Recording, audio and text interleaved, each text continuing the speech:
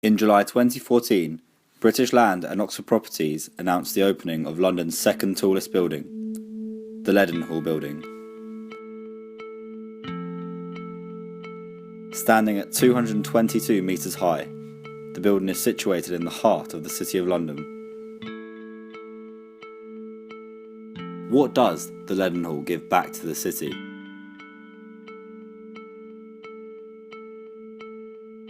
The planning requirement was that views from St Paul's Cathedral had to be preserved, so architects designed a building that met this. They're defined in the GLA London plan as the London View Management Framework, the LVMF, and they're effectively a series of these corridors across London which are protected views. Now, for this job, Leadenhall didn't actually sit within one of those views, but what was identified by them was particularly views from West London along the Strand. The need to preserve the views from St Paul's Cathedral shapes the feature of each level of office space being different in size. This therefore meets the needs of different sized companies.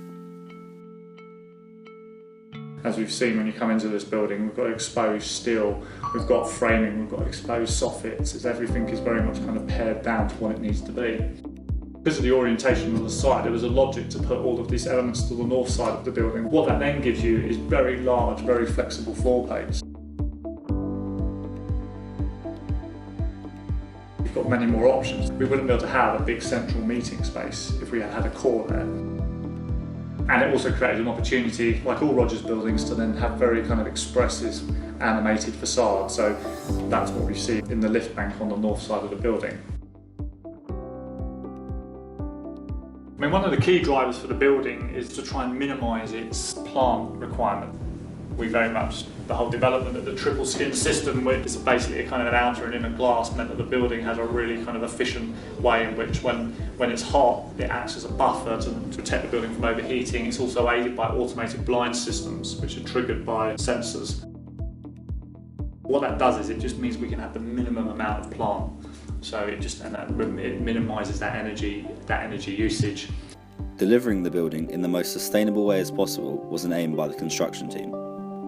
Prefabricating components off-site was just one of the many techniques used. We made as much of the project as possible in factories elsewhere and then brought them to site ready finished.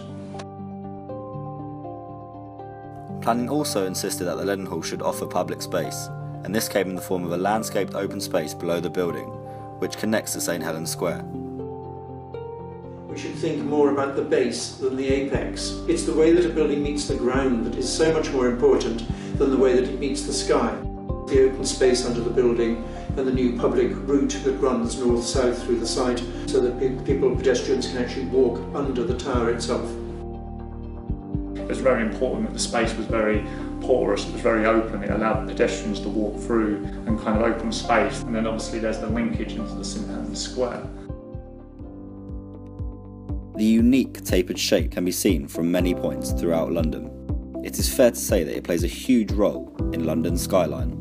Many buildings have quite a common feature in terms of the fact that they reduce their massing as they get to the top. Well, this historic idea that actually the kind of key feature of London was a series of these points. I mean, Leadenhall was very much kind of developed with that kind of concept in mind, as was the Gherkin and as was the Shard. I personally find there's a certain elegance to the buildings diminishing as they go to the top because it just lightens their impact on the skyline. The Leadenhall has a great impact on the City of London. This leads us to believe that the Leadenhall truly is an iconic building. If you could describe the Leadenhall using one word, what would it be? Cheese grater. Cheese grater. Well, I think I did that when I gave it its nickname, cheese grater.